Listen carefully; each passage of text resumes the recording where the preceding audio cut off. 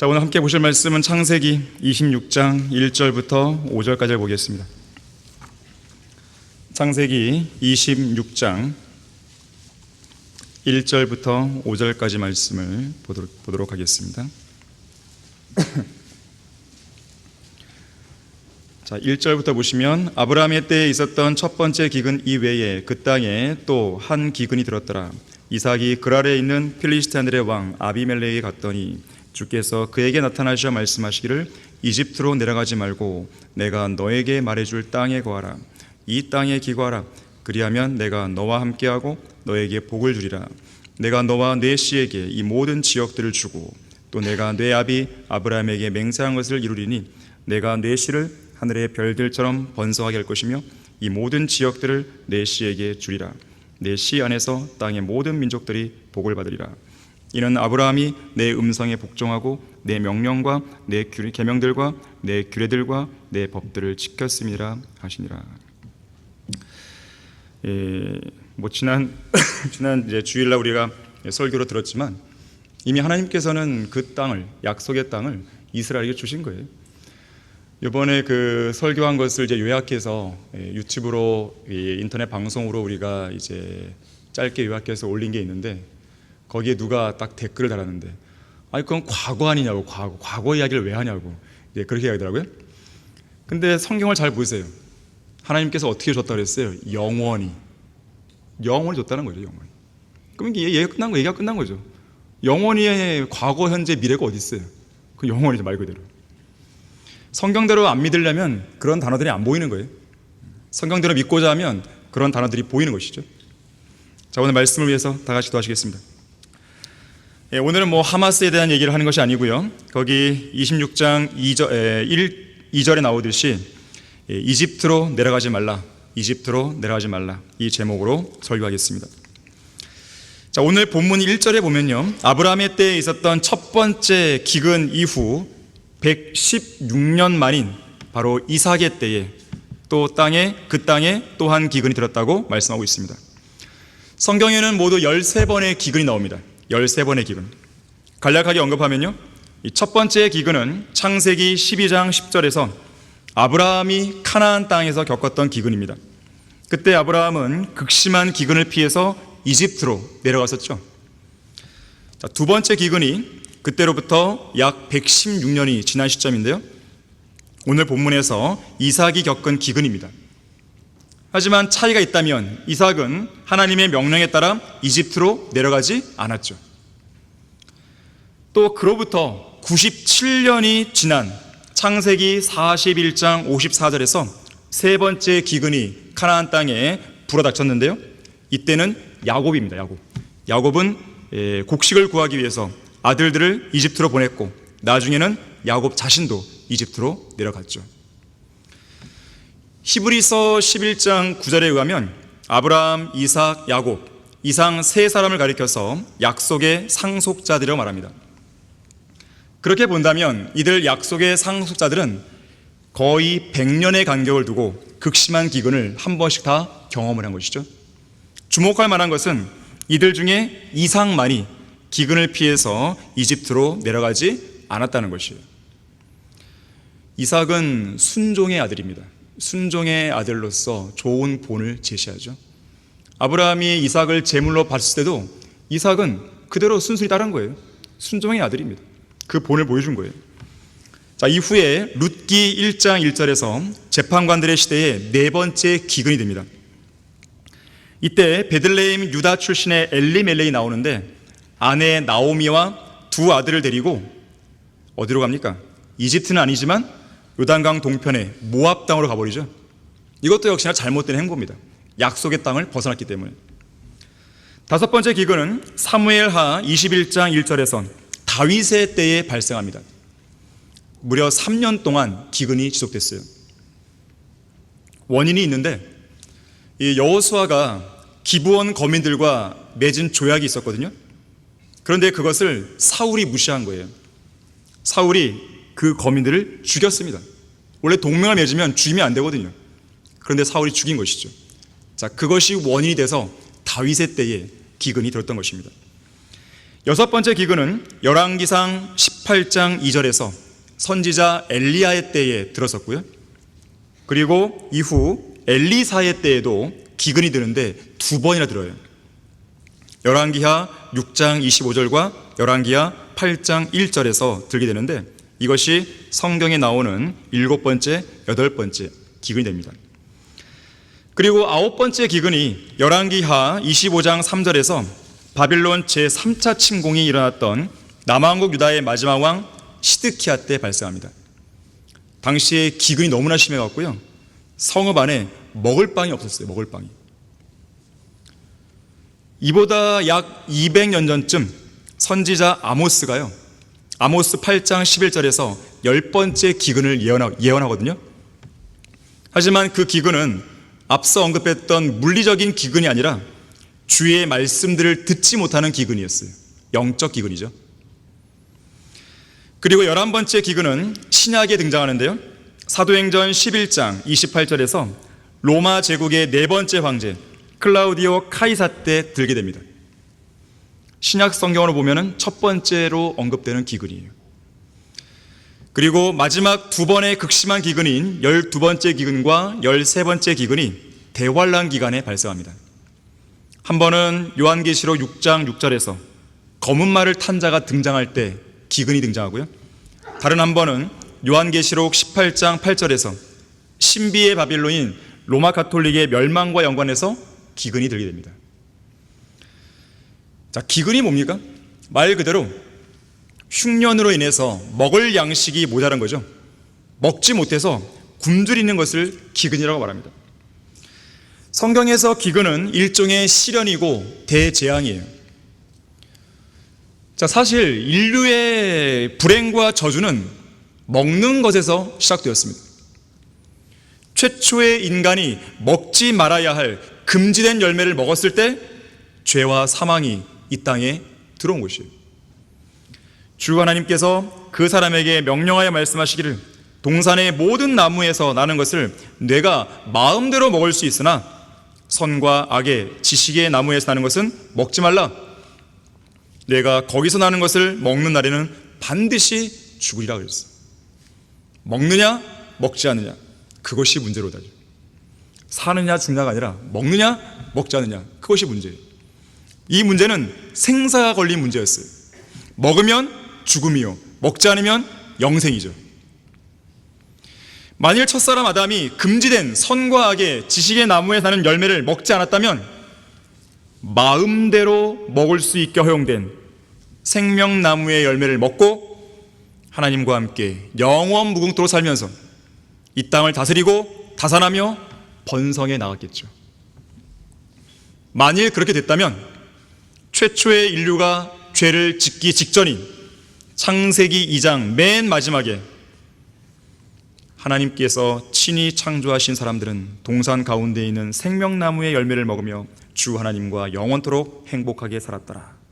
이 구절이 기록되면서 성경의 모든 기록은 창세기 1장과 2장으로 끝났겠죠. 하지만 행복은 없었습니다. 오히려 먹는 문제에서 시작된 이 불행과 저주는 또 다른 먹는 문제를 낳았으니 그것이 바로 기근이죠. 특히 기근은 거룩하신 하나님께서 더러운 죄들과 가증한 죄인들로 가득 찬 이 악한 현 세상을 심판할 때 사용하시는 3대 재앙 중 하나입니다. 칼은 전쟁이죠. 기근, 전염병이에요. 먹지 말아야 할 열매를 먹음으로 시작된 이 저주가 먹을 수 있는 것들을 먹지 못하게 만드는 기근의 형벌로 이어진 것이죠. 특히나 이 지구상에서요, 인류가 겪을 수 있는 최악의 자연재해 중에서 기근이 최악이라고 얘기해요. 가장 최악이라고 합니다. 왜냐하면 이 기근이 불러일으키는 기아, 영양실조로 인한 죽음이 매우 광범위하게 일어나고요, 또 진행되는 속도가 상당히 느리잖아요. 과정이 심히 고통스럽고 어린아이와 노인들에게 가장 큰 타격을 주기도 하죠. 그래서 기근이 최악의 자연재해라 그래요. 자, 그런가 하면 오늘 본문 2절에서는요, 하나님께서 이삭에게 말씀하시기를 기근을 피해서 이집트로 내려가지 말라고 명령하십니다. 실제로 이삭은 이 명령에 순종했죠. 성경에서 이집트는 매우 부정적입니다. 하나님께서는 요셉의 뼈를 이집트 땅에다가 남겨두지 않았죠. 야곱도 어땠습니까? 자신의 시신이 이집트에 묻혀있는 걸 원치 않았죠. 또 신명기 17장 16절에 의하면 사람들이 타고 다니는 그 말들을 이집트에서 가져오는 것을 하나님께서 금하셨죠. 특히 이집트에는 알렉산드리아라는 도시가 있어요. 이 도시는 각종 이단 교리들의 온상입니다. 또한 성경 변개의 중심지예요. 바른 성경과 성경적 교리가 올바르게 보존되고 전파되었던 시리아의 안티옥이라는 도시와는 사뭇 대조가 됩니다. 이집트는 영적으로 세상을 예표합니다. 예레미야 42장 43장에 보게 되면 하나님의 백성인 유대인들에게 이집트로 내려가지 말라는 엄중한 경고가 여러 차례 주어져요. 예레미야 42장 19절은 이렇게 말씀합니다. 오 너희 유다의 남은 자들아, 주께서 너희에 관하여 말씀하시니라. 너희는 이집트 땅으로 가지 말라. 너희는 내가 오늘 너희에게 경고한 것을 분명히 알라 그랬어요. 자, 오늘의 주제는 이집트 땅으로 가지 말라는 거예요. 자, 첫 번째로 아브라함처럼 이집트로 내려가서 간증을 잃어버리면 안 됩니다. 자, 이집트는 세상의 예표라 그랬어요. 우리 다 같이 창세기 12장 10절부터 12절 보겠습니다. 창세기 12장 10절에서 12절 보시면 그 땅에 기근이 있으므로 아브라함이 이집트로 내려가 거기에 기거하려 하니 이는 기근이 그 땅에 심하였음이라. 그가 이집트에 가까이 와 들어가게 되었을 때 그가 그의 아내 사레에게 말하기를 이제 보라 당신은 보기에 아름다운 여인임을 내가 아나니 그러므로 이집트인들이 당신을 보고 말하기를 이 여자가 그의 아내라 하고 그들이 나는 죽이고 당신은 살려둘 것이라.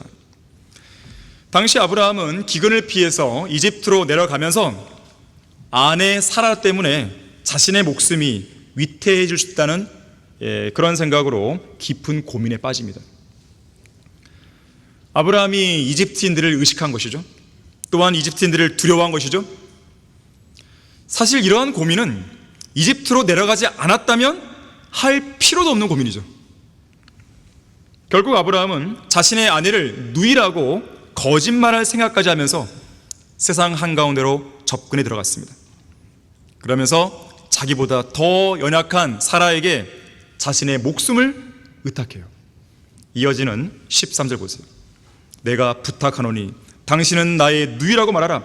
그리하면 내가 당신으로 인하여, 하나님 때문이 아니죠, 당신으로 인하여 안전할 것이며 내 혼이 당신으로 인하여 살리라 하더라. 아브라함의 이러한 호소는요, 하나님께서 그에게 약속하신 위대한 언약과 비교해보면 너무나 초라한 고백이죠. 하나님께서는 앞선 2절과 3절에서 뭐라고 약속했습니까? 내가 너로 큰 민족을 이루게 할 것이며 내게 복을 주고 내 이름을 위대하게 하리니 너는 복이 되리라. 너를 축복하는 자들에게 내가 복을 주고 너를 저주하는 자를 저주하리라. 내 안에서 땅의 모든 족속들이 복을 받을 것이라. 자, 아브라함은 이 기근이라고 하는 첫 번째 시련을 겪는 동안 이 언약의 말씀을 붙잡을 만한 믿음이 없었던 것이죠.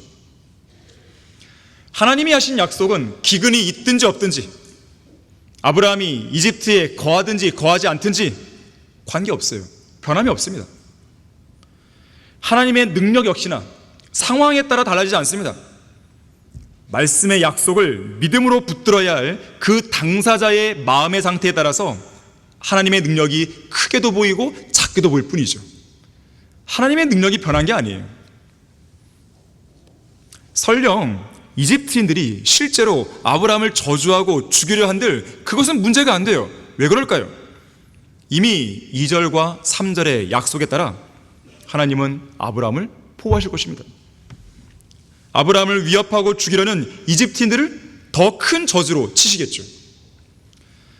우리는 그러한 사실을 향후 출애굽 당시에 이스라엘 백성을 가지 못하게 막았던 파라오와 이집트 위에 10가지 재앙을 행하신 하나님의 능력을 통해 확인할 수 있는 거예요. 자, 우리에게 주어진 하나님의 위대한 약속의 말씀들이 성경에는 많이 있습니다. 자, 그러한 약속의 말씀을 세상 사람들이 두려워서 내뱉는 초라한 고백과 결코 바꿔서는 안 됩니다. 사람을 두려워하면 하나님께서 영광 받을 수 없어요. 아브라함은 사람들을 두려워한 대가로 믿음의 간증을 잃어버립니다. 우선은 거짓말을 함으로써 간증을 잃었죠. 나중에 이집트에서 다시 돌아올 때 향후에 이스마엘을 낳게 될 하갈이라고 하는 여종이 따라 나왔죠. 또 파라오의 집안에는 애꿎은 재앙이 내려졌죠. 무엇보다도 하나님의 위대한 약속을 한없이 초라하게 만들었죠. 복을 받은 사람으로서의 부끄러움과 수치 등 많은 육신적인 열매들을 거뒀죠. 특히나 하나님을 두려워하지 않고 사람을 두려워하면 진실과 진리를 말하는 것을 주저하게 됩니다. 세상 사람들은 정중한 말과 그럴듯한 언변을 좋아해요. 나쁜 말이나 악한 말도 아니고 진리 비슷한 아주 그럴듯한 말을 좋아하는 것이죠. 그런 말을 하게 되면 그들로부터 핍박도 안 받고 왕따도 안 되고 조롱도 안 받고 비웃음도 안 받고 핀잔이나 비난도 다 면할 수 있는 것이죠. 정말 그렇게 되길 원하는 겁니까? 자, 본문 16절 보세요. 파라오가 그녀 때문에 아브라함을 잘 대접하니 아브라함이 양과 소와 수나기와 남종들과 여종들과 암나귀와 낙타들을 얻었더라. 자, 파라오가 아브라함을 잘 대접한 이유가 무엇인지 보세요. 아브라함이 파라오에게 진실과 진리를 말했기 때문이 아니죠. 아브라함이 이 여인은 내 아내입니다, 이러한 진실을 말했기 때문에 파라오가 이 많은 소유를 준 게 아니죠. 오히려 아름다운 여인을 얻기 위한 욕망에 가득 차 있는 이 파라오의 마음에 아주 적합한 말, 그럴듯한 말을 해 주었기 때문이죠. 이 여인은 내 누이입니다, 이 말이었어요. 물론 창세기 20장 12절 따르면 사라는 아브라함의 이복 누이였습니다. 어머니가 다른 거죠. 그래서 누이라는 말이 완전히 틀린 말도 아니에요. 하지만 그렇다고 해서 그것을 온전한 진리라고 말할 수는 없죠. 반쪽 진리는 진리가 아니에요. 반쪽 진리는 세상과 타협하기 위해서 죄가 아니면서 즐길 수 있는 것들만 찾아다니는 육신적인 그리스도인들이 만들어낸 슬로건입니다. 반쪽 진리는 하나님을 두려워하지 않는 자들이 만들어낸 아주 그럴듯한 거짓말이에요. 아브라함은 자신이 만들어낸 이 반쪽 진리가 파라오도 기쁘게 하고 하나님도 동시에 기쁘게 했을 거라고 착각했을지 몰라요. 이런 식으로 기쁘시게 해드린 대가로 하나님께서 이 물질적인 축복도 준 거라고 생각했을지 모릅니다. 하지만 하나님은 기뻐하지 않았어요. 결코 아브라함의 죄를 간과하지도 않았습니다. 결국 파라오와 그의 집에 재앙을 내렸을 뿐 아니라 이방인 왕 앞에서 아브라함이 부끄러움 당하게 한 거예요. 러크만 목사님은요, 세상 한가운데서 간증을 잃어버린 그리스도인과 연관해서 이렇게 책망한 적이 있습니다. 한번 들어보세요. 당신은 지금 세상을 하늘나라로 여기며 즐기고 있는 죄인들과 한통속이 되었습니다. D.L. 무디는 이 세상이 그리스도인에게는 지옥의 가장 윗부분이지만 구원받지 못한 죄인에게는 하늘나라의 가장 아랫부분이라고 말했습니다. 당신이 세상을 사랑하고 있는데 어떻게 거리에 설교하고 구령하는 것을 사모할 수 있겠습니까? 당신이 그토록 세속적인 사람인데 어떻게 골프를 치고 미식축구 경기 보는 것을 즐기는 것만큼 전도지 나눠주는 것을 기뻐할 수 있겠습니까? 당신은 지금 세상 한가운데서 하나님의 원수로 살고 있습니다. TV, 드라마 보는 것을 죄인들을 그리스도께로 이겨오는 일보다 더 좋아하는 그리스도인들에게는 아버지 하나님을 사랑하는 마음이 없습니다. 하나님께 찬양과 영광을, 하나님은 사랑이시다라는 말을 떠벌리면서도 지옥으로 가는 죄인들에게 경고하기를 거부하는 자들이야말로 가장 위선적인 자들입니다. 미국에는 밤마다 방영되는 연속극이나 게임을 끊어버리지 못하는 것은 물론 구원받지 않은 모슬렘들에게 그가 지옥으로 가고 있다고 담대하게 전하지 못하는 그리스도인들이 500만 명도 더 넘습니다. 그러면서도 그런 자들이 하나님을 사랑한다고 고백했다면 그것은 그저 유다 이스카리옷이 예수 그리스도를 사랑한 정도의 그런 사랑의 고백이었을 것입니다. 그랬어요. 이집트 땅으로 내려가지 말라. 두 번째로요, 베드로처럼요, 이집트가 예표하고 있는 세상 한가운데로 들어가서 세상 사람들과 함께 앉아 있으면 안 돼요. 자, 누가복음 22장 54절 보겠습니다. 누가복음 22장 54절을 보십시오. 그리하여 그들이 줄을 붙잡아 끌고 대제사장의 집으로 데려가니 그때 베드로는 멀찍이 떨어져서 따라가더라. 당시 베드로는 겟세마네 동산에서 붙잡혀 끌려가시는 예수님께 무슨 일이 일어나는지 보기 위해서 그분의 뒤를 따라갔는데 멀찍이 떨어져 간 거예요. 항상 주님을 위해서 먼저 나서기를 좋아했던 평소의 베드로의 모습과는 좀 다르죠. 베드로는 주님 뒤를 바짝 따라붙은 것이 아니고 멀찍이 떨어져서 따라갔습니다. 다시 말하자면 베드로는 예수 그리스도를 따르는 데에서 오는 비난과 박해를 당하고 싶지 않았던 거예요. 괜히 가까이 따라갔다가 겪을 수 있을지 모를 불상사를 당하고 싶지 않았던 것이죠. 자, 모든 실족과 배교는 믿는 성도가 주님을 멀찍이 따라갈 때 시작됩니다. 예수 그리스도와 진리를 따르는 데서 오는 비난과 박해를 당하지 않으려고 너무 가까이 따라가고 싶어 하지 않을 때 시작되는 거예요. 항상 주님께 밀착하고 있어야 할 성도, 곧 빈틈없이 단단히 주님께 붙어 있어야 할 성도가 그 틈을 내어주는 순간 사탄은 그 틈을 비집고 들어오는 거예요. 그런 다음에 주님과의 그 간격과 틈을 더 벌리게 되죠. 계속 크게 벌리죠. 결국 그 성도는 멀찍이 떨어져서 주님을 따라가게 됩니다. 베드로는 신문을 받으시기 위해 대제사장의 관저로 들어가시는 예수님을 따라서 그 안으로 들어가지도 못했어요. 그저 관저 바깥에 앉아 모닥불 주위에 둘러있는 종들과 병사들의 무리와 함께 불을 쬐고 앉아 있게 됩니다. 자, 55절 보세요. 사람들이 관정 한가운데에 불을 피워놓고 함께 앉아있는데 베드로도 그들 가운데 앉아있더라. 바꾸어 말하면 베드로는 마귀가 세상 한가운데에 지펴놓은 불을 쬐면서 구원받지 않은 사람들과 교제 아닌 교제를 하고 있었던 것입니다. 여기에 불을 쬐기 위해 모여있는 사람들이 어떤 사람들이에요? 겟세마네 동산에서 예수님을 붙잡기 위해 왔던 바로 그 사람들 아니에요. 지금 베드로는 그들과 함께 불을 쬐고 앉아있는 거예요.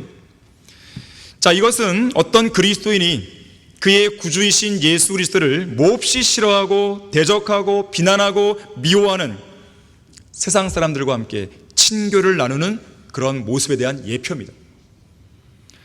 러크만 목사님은 이 장면에 관해 설명하기를 소위 그리스도인이라는 사람들이 세상 죄인들 틈바구니에 끼어서 그들과 함께 세상 정욕을 즐기며 시시덕거리는 모습을 나타내는 아주 실감나는 그림이다 그랬어요.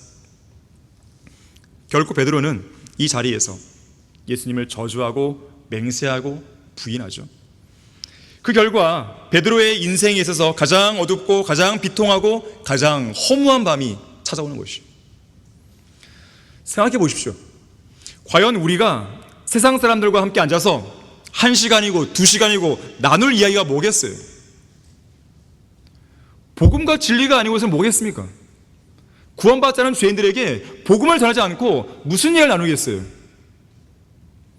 그들과 더불어 얼마나 교제다운 교제를 할 수 있을까요? 육신의 정욕, 안목의 정욕, 생애자랑 이외에는 할 이야기가 없죠. 쉽게 말해서 돈, 섹스, 명예와 명성에 관한 이야기 외에는 할 이야기가 없겠죠. 어떻게 하면 세상에서 성공하고 돈을 많이 벌 수 있을까? 어떻게 하면 더 많은 여자와 잠자리를 같이 할 수 있을까? 어떻게 하면 대중의 인기를 한 몸에 받을 수 있을까? 술, 담배, 마약, 음행, 게임, TV 프로그램, 연예인, 아이돌 그룹, 각종 거짓말 등 하나님께서 보시기에 가증스러운 것들만 이야기하겠죠. 저는 꿈에 대해도 이야기하는데, 꿈에 대해서요? 그러면 그 꿈은 누구를 위한 꿈이죠? 자기 거 아니에요. 자기 사랑. 하나님을 위한 꿈을 가지고 얘기할까요? 저는 세상 사람들과 어떤 선행을 위해서 이야기하는데요, 그 선행은 누구를 위한 것이죠? 하나님을 위한 선행인가요? 아니면 세상을 위한 선행인가요? 저는 홍대 거리에서 설교할 때마다요, 이태원 참사 이후에 지금 할로윈데이 또 하잖아요. 그러면서 홍대로 다 몰려와요. 지금 또 저는 거기 설교할 때마다 구원받지 않은 죄인을 향해서 외칩니다. 죄가 여러분의 인생을 망치고 있습니다. 죄가 여러분을 지옥으로 인도하고 있습니다. 술, 담배, 마약, 음행, 동성연애 등의 죄들이 여러분을 망치고 있습니다. 여러분들은 술과 담배에 찌들어 있고 음행에 찌들어 있고 가증스럽고 추악한 죄들 가운데 개나 돼지처럼 뒹굴고 있다고 저 그렇게 설교합니다. 그래도요, 사람들이 심각하게 안 받아들여요. 막 웃고 희낙낙됩니다. 그냥 비웃거나. 그것이 인간의 본성이에요. 감각이 없어요. 감각이. 자기가 심각한 죄인의 상태라는 것을 모르는 거예요. 자기가 지금 심각한 위험에 처했다는 걸 모르는 거예요. 자기를 망치고 있는 그 죄가 얼마나 문제가 심각한지를 모르는 거예요. 감각이 없습니다.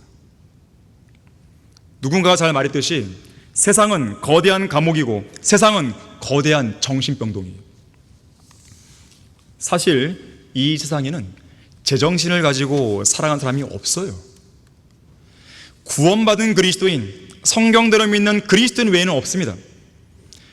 만약에 자기가 구원받지 않았는데도 제정신을 가지고 살아가고 있다고 말하는 사람이 있다면요, 그 말 자체가 제정신으로 하는 말이 아니에요. 19세기 노르웨이 출신의 극작가 헨리크 입센이라는 사람이 있습니다. 이 사람이 이 피터 진트라고 하는 어떤 사람이 경험했던 이야기를 들려줬어요. 이 피터 진트라는 사람이요, 정신병원을 방문했는데요, 자기가 직접 방문해 봤는데 그곳에 수용된 정신병자들이 전혀 미친 사람들 같지 않았다는 거예요. 자기가 보기에는.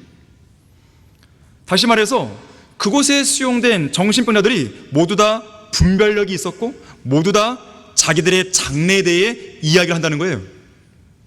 그래서 이 피터 진트가 그 병원의 담당 의사에게 이렇게 말했다는 거예요. 제가 보기에는 그들은 전혀 미친 사람들이 아닌 것 같은데요? 그러자 담당 의사가 말합니다. 아니에요. 그들은 미친 게 맞습니다. 물론 그들이 분별력을 가지고 이야기합니다. 장래 희망 이야기합니다. 하지만 그들의 이야기를 잘 들어보세요. 전부 다 자기 이야기입니다. 자기 이야기. 그들은 지적으로 자기 자신에게 너무나 깊숙이 빠져 있습니다. 선생님의 말씀대로 그들은 분별력을 갖고 말하는 것 같지만 자기 자신에게만 미쳐 있습니다. 자, 오늘날 악한 현 세상 마찬가지예요. 세상은 피터 진트라는 사람이 방문한 정신병원 같습니다. 보기에는 모두가 다 정신이 온전한 것 같아요. 하지만 자세히 보면 모두 다 자기 자신에게만 미쳐 있어요. 그들이 이야기하는 것은 자기 감정이에요. 자기 불만이에요. 자기 사랑이에요. 자기 주장이에요. 오직 자신만을 위한 돈 이야기, 성공 이야기, 섹스 관련 이야기, 이런 것뿐이죠. 가장 중요한 부분인 그들의 창조주요, 구속주요, 심판주이신 하나님에 대한 이야기는 없죠. 또한 가장 중요한 부분인 그들의 구원에 관한 이야기가 없잖아요. 또한 가장 중요한 부분인 하나님의 말씀인 성경에 대한 이야기가 없잖아요. 그래서 이런 격언이 있어요. 신경계통에 문제가 있는 환자들은 자기 자신만의 거대한 성을 허공에 쌓는 사람이고, 정신병자는 바로 그 성으로 이사를 가는 사람이고, 그리고 정신과 의사는 그 성에 정신병자가 살 수 있도록 월세든 전세든 세를 놓는 사람이다. 그런 말이 있어요. 다 제정신을 갖고 사는 게 아니에요. 이집트 땅으로 가지 말라. 세 번째로, 대마처럼 세상을 사랑하면 안 됩니다. 바울은 디모데후서 4장 10절에서 대마는 이 현 세상을 사랑하여 나를 버리고 데살로니가로 갔다라고 말했죠.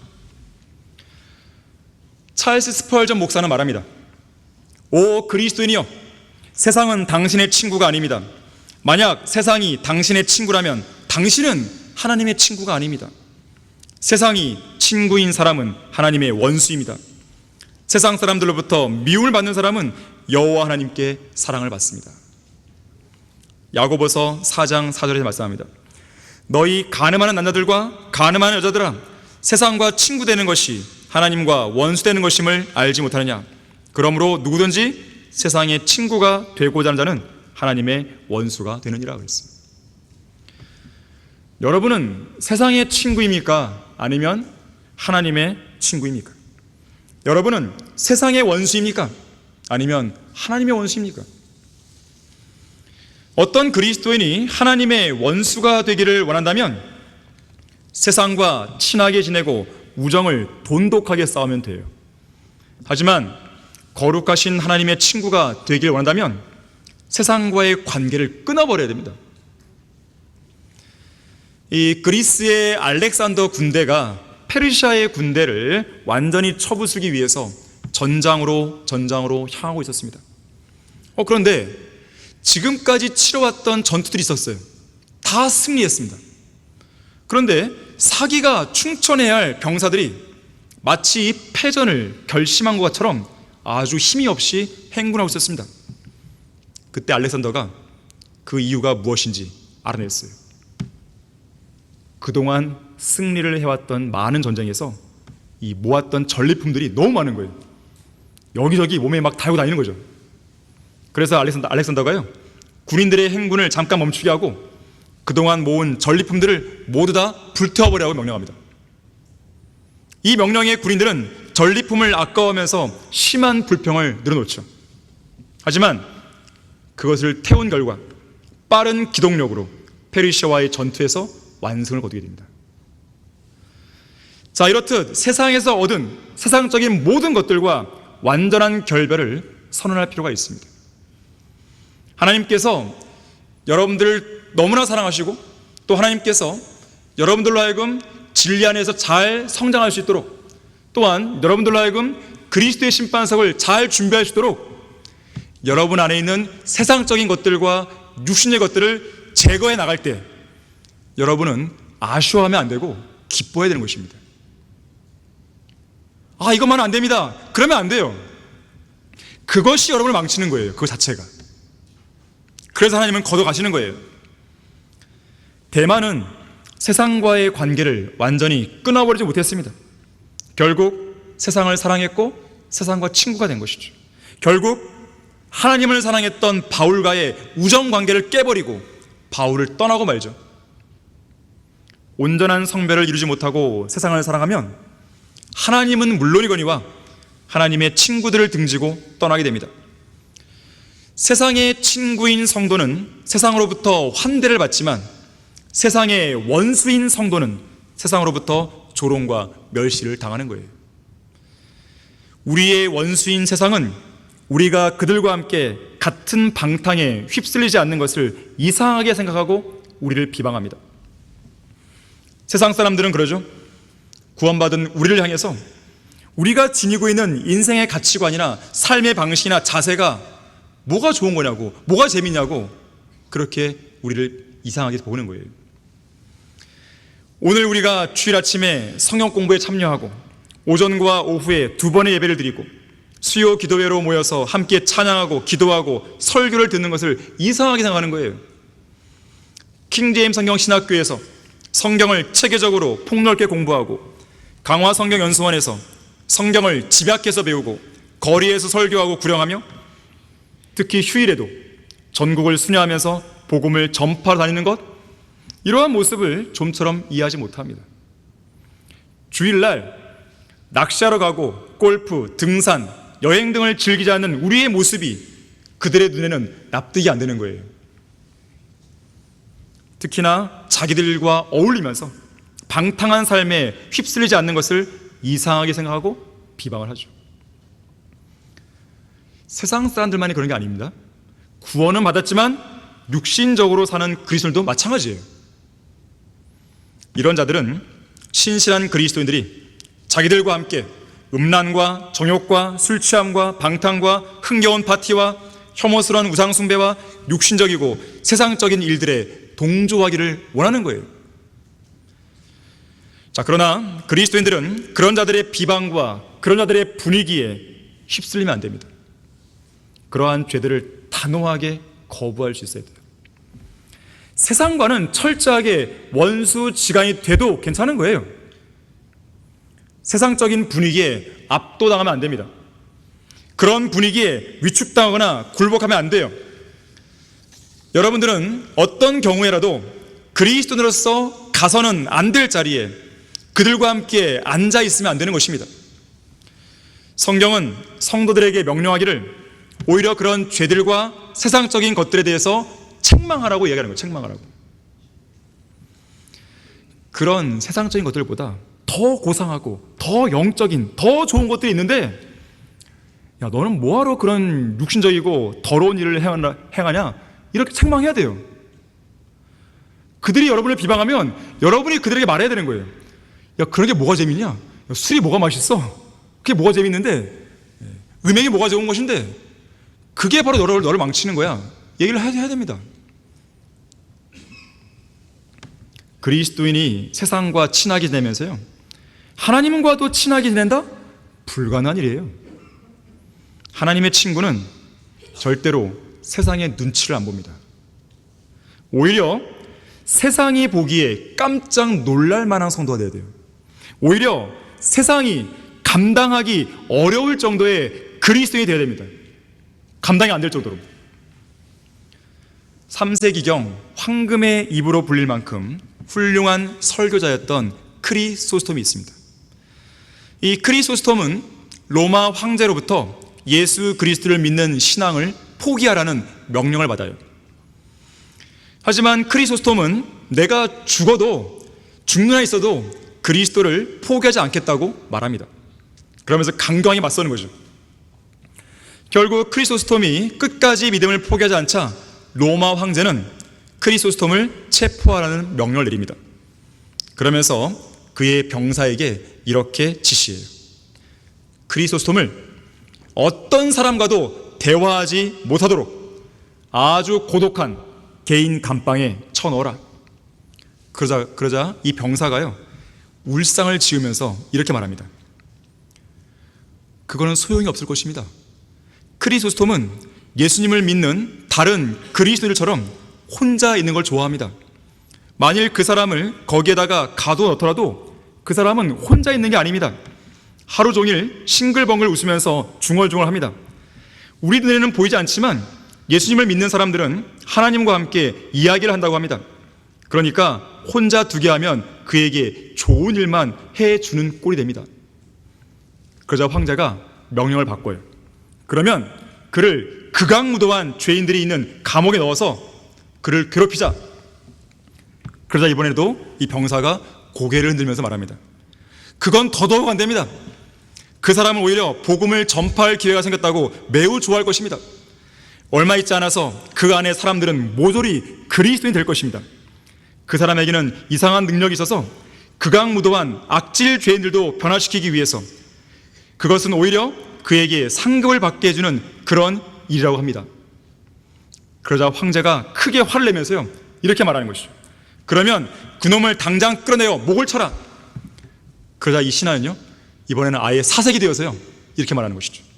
황제 폐하, 그리스도인들에게는 제일 큰 상급을 받는 방법이 순교라고 합니다. 따라서 예수님을 믿는 사람 중에는 처형당할 때 두려워하거나 살려달라고 울고불고한 사람을 찾아볼 수 없습니다. 오히려 얼굴에는 광채가 나고 기뻐한답니다. 그것이야말로 크리소스톰에게 제일 좋은 상황을 만들어주는 것이 될 것입니다. 그러자 황제가요, 그러면 도대체 이놈을 어떻게 한단 말인가 하면서 한탄했다 그래. 세상이 감당하지 못할 그런 그리스도인이 되어야 돼요. 도저히 감당이 안 되는. 이집트 땅으로 가지 말라. 네 번째로요, 요나처럼 배 밑층으로 내려가 잠들면 안 됩니다. 자, 요나서 1장 3절을 보겠습니다. 요나서 1장 3절부터 5절을 보시면요, 요나는 주의 면전에서 타시스로 도망하기 위하여 일어나서 요파로 내려가 타시스로 가는 배를 만났더라. 그리하여 그가 주의 면전에서 피하여 그들과 함께 타시스로 가려고 뱃삭스를 지불하고 배에 탔더라. 그러나 주께서 큰 바람을 바다로 보내셨더니 바다에 큰 폭풍이 일어나서 배가 거의 부서지게 된지라. 그때 뱃사람들은 두려워서 각자 자기 신에게 부르짖고 배에 있는 물건들을 바다에 던져 그들의 배를 가볍게 하여 타더라. 그러나 요나는 배 밑으로 내려가서 누워 곧 잠이 들었더라. 자, 요나는 선지자였으면서도 하나님의 명령에 불순종했죠. 사실 하나님의 명령과 말씀보다 더 가치 있고 소중한 것은 없습니다. 그러나 불순종하는 마음이 요나의 마음을 차지했을 때 그 명령은 더 이상 아무 가치도 없는 것이 되고, 차라리 그 명령을 받지 않았으면 더 좋았을 그런 영적 상태가 되어버립니다. 자, 그러한 불순종하는 마음의 최종적인 결과는 뭐냐면 타락이에요. 타락은 죄를 지으면서 시작되는 게 아니고 마땅히 순종해야 할 하나님의 명령에 불순종할 때부터 시작되는 거예요. 타락이란 계속 뒤로 미끄러져 내려가는 것을 의미하죠. 예레미야 8장 5절에서는 어찌하여 이 예루살렘 백성은 계속되는 타락으로 뒤로 미끄러지느냐라고 물었어요. 호세아 4장 16절도 이스라엘이 뒷걸음질하는 암송아지처럼 타락했다고 경고합니다. 오늘날 대다수 그리스도인들의 영적 상태가 바로 이와 같습니다. 하나님께로 돌아서기는커녕 뒷걸음질하는 암송아지처럼 계속되는 타락으로 뒤로 미끄러지고 또 미끄러지는 그리스도인들이 많은 거예요. 상당수의 그리스도인들이 그들의 타락한 삶으로 인해서 하나님을 성나게 하고 있고 하나님의 분노를 유발시키고 있는 것입니다.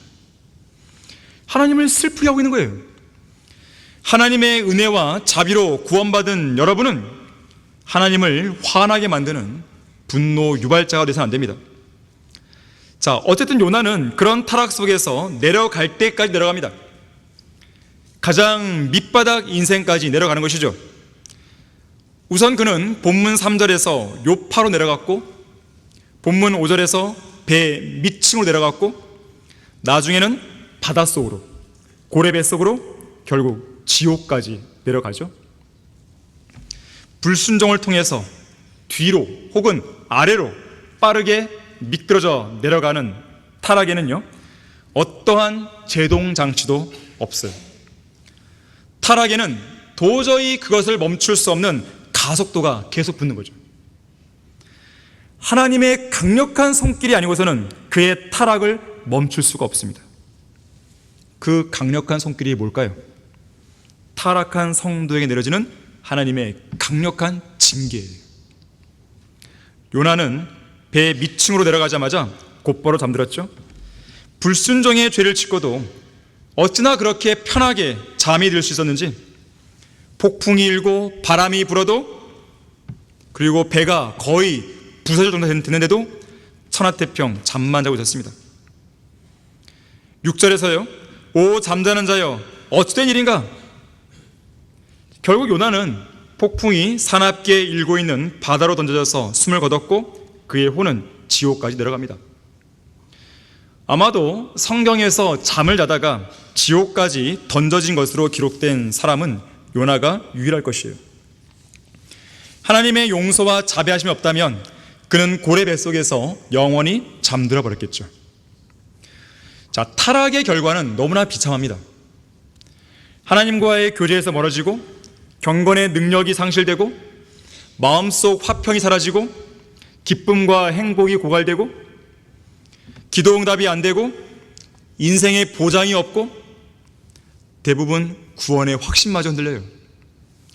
자신의 구원을 의심하는 성도들 대부분은 하나님께 불순종하고 주님을 거역하여 죄를 지으며 세상 한가운데서 쾌락을 즐기고 있는 비참한 그리스도인들이 대부분인 것이에요. 타락은 우리로 하여금 많은 것을 잃게 만듭니다. 구원만 빼고 다 잃게 만드는 거예요. 특히 그리스도의 심판석에서 많은 것을 불타게 만들어 엄청난 손해를 입게 하는 것이죠. 여러분은 절대로 타락하면 안 됩니다. 혹여나 타락했다 해도 최대한 빠른 시간 내에 그 타락에서 회복해야 돼요. 타락한 상태에 그대로 머무르면 안 돼요. 자신을 타락으로 이끈 그 원인이 무엇인지를 찾아내서 하나님께 가지고 나와서 그 문제를 해결해야 됩니다. 타락의 원인이 무엇인지 간에 마음속 깊이 파고 들어가 그 문제의 원인을 끄집어내야 돼요. 그리고 하나님의 은혜의 보좌로 가지고 와서 예수 그리스도의 십자가에 못 박아야 됩니다. 자신 안에 타락한 본성이 남아있다는 그 사실에 충격받지 마세요. 아무리 우리가 예수 그리스도를 믿고 새로운 피조물이 되었다 해도 우리 몸이 구속받을 때까지는 옛사람, 우리의 죄의 본성이 사라진 게 아님을 명심해야 됩니다. 항상 하나님과의 교제 가운데 머물러 있어야 됩니다. 여러분의 눈을 우리 믿음의 창시자요 완성자이신 예수 그리스도께 고정시켜야 돼요. 여러분의 눈을 계속해서 세상을 바라볼 수 있는 그런 환경으로 만들면 안 되는 거예요. 타락을 방지할 수 있는 유일한 길은 기도의 시간을 드리고 말씀의 시간을 드리고 이 땅의 지체, 우리의 지체들을 죽음에 넘기고 우리의 눈을 조심하는 거예요. 타락했다면 즉시로 회개해야 돼요. 하나님께서는 그러한 여러분들을 용서할 것입니다. 여러분의 죄를 잊어버리시고 다시 기회를 주시는 것이죠. 아유, 저는 늦었는데요. 아니에요. 해결하기에 이미 늦었다고 생각한 그 순간이 가장 빠른 때인 거예요. 저는 가망이 없어요. 이미 늦었어요. 죄짓고 자백하는 삶을 너무나 많이 반복했기 때문에 이제는 하나님께서 더 이상 제게 기회를 안 줄 거예요. 그건 여러분의 착각이에요. 아직은 여러분에게 생명의 호흡이 붙어있는 한 기회는 여전히 살아있는 거예요. 언제 어느 때든지 회복이 불가능한 상황은 없어요. 불가능하다고 여기며 자포자기하고 있는 그런 성도만 있는 거죠. 하나님께서는 고래 뱃속에 삼켜진 요나, 곧 지옥의 뱃속까지 내려갔던 요나에게요 다시 기회를 주셨잖아요. 최소한 우리는 지옥까지는 안 가잖아요. 기회가 있는 거죠. 결론적으로요, 우리는 아브라함이 그랬던 것처럼 잠시 시련을 피하기 위해서 세상으로 내려가 간증을 잃어버리는 성도가 되면 안 됩니다. 베드로처럼 세상 한가운데에 세상 사람들과 더불어 앉아서 희희낙낙대면 안 됩니다. 데마처럼 세상을 사랑하지 말고 오히려 세상 사람이 깜짝 놀랄 만한 성도가 돼야 돼요. 그리고 요나처럼 세상 밑바닥까지 내려가서 아예 잠들어 버리는 그런 성도가 되면 안 됩니다. 성경은 세상에 대해서 아주 분명하게 규정하고 있어요. 갈라디아서 1장 4절은 악한 현 세상이다 그랬어요. 세상은 악한 거예요. 본질 자체가. 요한일서 5장 19절은 온 세상은 악함 속에 놓여 있다 그랬습니다. 그래서 성경은 그런 세상에 대해서 분명하고 단호한 자세를 취하라고 우리에게 명령해요. 어떤 명령이 들어보세요. 첫 번째, 요한일서 2장 15절에서 세상도 세상에 있는 것들도 사랑하지 말라 그랬어요. 사랑하지 마세요. 두 번째, 야고보서 4장 4절이죠. 세상과 친구가 되지 말라 그랬어요. 세 번째, 로마서 12장 2절이죠. 이 세상과 일치하지 말라 그랬어요. 네 번째, 에베소서 6장 12절이죠. 이 세상 어두움의 주관자들과 높은 곳들에 있는 영적 악에 대항하라 했어요. 싸워야 돼요. 화해할 대상이 아니에요. 타협할 대상이 아니에요. 세상과는 싸워야 되는 거예요. 다섯 번째, 갈라디아서 6장 14절이죠. 세상에 대해서 자신을 십자가에 못 박고 또 세상을 자신에 대해서 십자가에 못 박으라 그랬어요. 죽은 것으로 여기란 뜻이에요. 여섯 번째, 요한복음 15장 9절이죠. 기꺼이 세상의 미움을 받으라 그랬어요. 세상이 여러분들을 미워하면 그냥 받아요. 그냥 그게 뭐 어때서요? 일곱 번째, 요한복음 17장 9절에서요 세상을 위하여는 기도하지 말라 그랬어요. 여덟 번째, 디도서 2장 12절 세상의 정욕들을 거부하라 그랬어요. 거부하셔야 돼요. 아홉 번째, 요한일서 5장 4절이죠. 믿음을 통해 세상을 이기라 그랬어요. 지면 안 돼요. 우리가 져야 될 이유가 없어요. 반드시 이겨야 되는 것이에요. R.A. 토레이 목사는 그리스도인의 거룩한 삶에 대해서 말합니다. 지금 주님께서 오셨을 때 그분께 들켜서 달갑지 않을 행위는 어떤 것도 하지 말라. 또한 자신의 모습이 발견되기를 원치 않는 장소는 그 어디에도 가지 말라. 거룩한 성도는 성경적으로 마땅히 해야 할 옳은 일을 행하고 당연히 있어야 할 올바른 자리에 머물러 있을 때 가장 아름답고 가장 멋있고 가장 훌륭하고 언제나 승리하는 삶을 살 수 있는 거예요. 밥 존스 시니어 목사님의 말을 들어보세요. 하늘이 무너져도 옳은 일을 하라. 옳은 일을 해야 돼요. 성경적으로 옳은 것을 해야 됩니다. 내가 거룩하니 너희도 거룩하라. 하나님의 이 엄중한 명령을 가볍게 여기면 안 됩니다. 그리스도인다워야 됩니다. 오늘날 세상은요 이상한 주장을 하고 있어요. 남자는 남자다워야 된다, 여자는 여자다워야 된다. 이 말을 쓰지 말라고 그럽니다. 성 정체성이 막 흔들리니까요 그런 말 쓰지 말라는 거예요. 남자가 여자다울 수 있다는 것이죠. 아니 성경 어디 이렇게 나와 있어요? 성경에 뭐라 그래요? 남자답게 처신하라. 뭐답다는 건요 아주 아름다운 표현이에요. 그리스도인은 다워야 되는 거예요. 그리스도인이 세상 사람처럼 말하고 세상 사람처럼 생각하고 세상 사람처럼 행동하는 것만큼 꼴사나운 것도 없는 것이에요. 그리스도인으로서의 정체성을 잃지 말고 마땅히 있어야 할 거룩한 위치와 그 자리를 벗어나지 않는 그런 신실한 그리고 거룩한 성도 되기를 바라겠습니다.